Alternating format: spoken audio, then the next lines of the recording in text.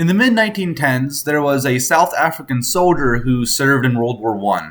He sustained many injuries, including an amputated leg, but he was ultimately given a Medal of Valor and promoted to the role of corporal. His name was Jackie, and he was a baboon.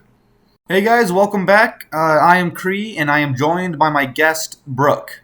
Hi, it me. It her, indeed. Hey guy.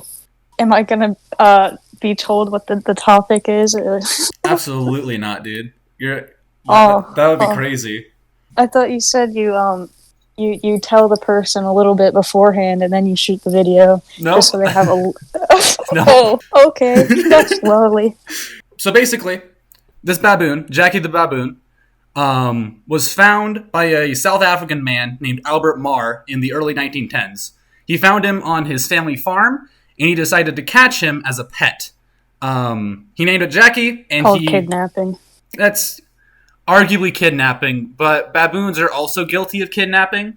They'll, kidnap stray dogs and stuff, and, train them to attack people and stuff like that.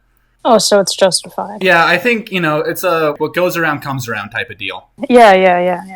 So, he kidnaps this baboon, names him Jackie, and starts training him to be, a part of the family, right?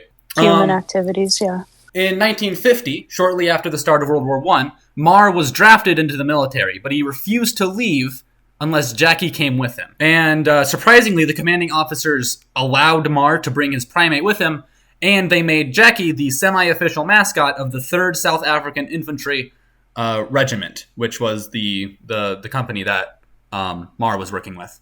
And Jackie was given an actual custom-made uniform. He was given a cap, and he was even given a serial number and a pay book. Hold on, so they dressed him up in military attire. They dressed him up in military attire.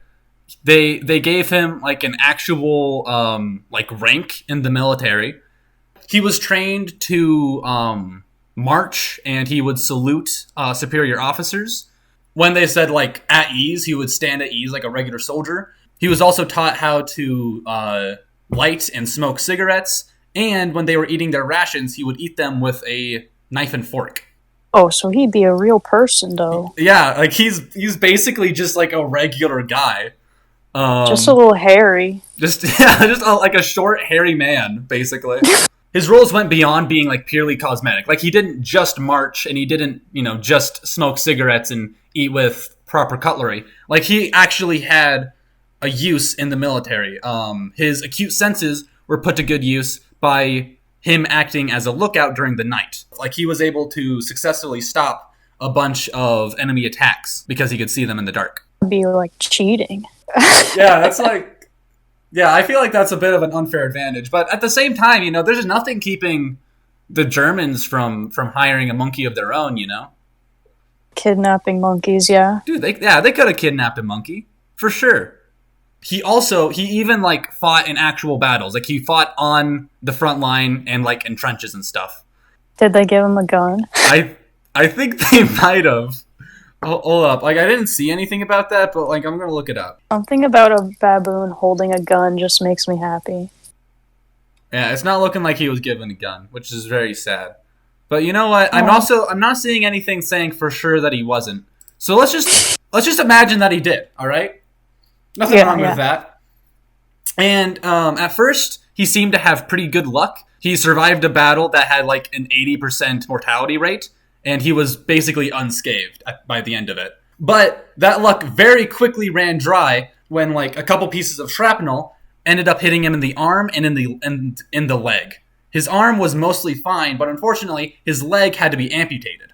So he's just an amputated he's an amputee hairy man.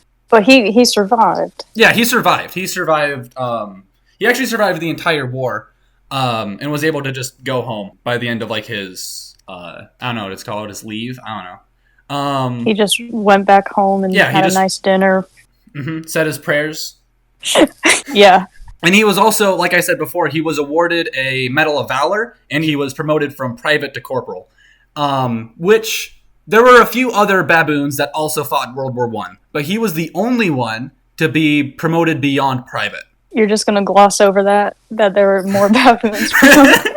That's exactly what I'm going to do. Yeah, I'm going to gloss right over that. Because that's not important. No. We're just focused on one. Yeah, we're just focusing on Run right now. If I wanted, like, to talk about every single baboon that fought in World War One, well, we'd be here all day.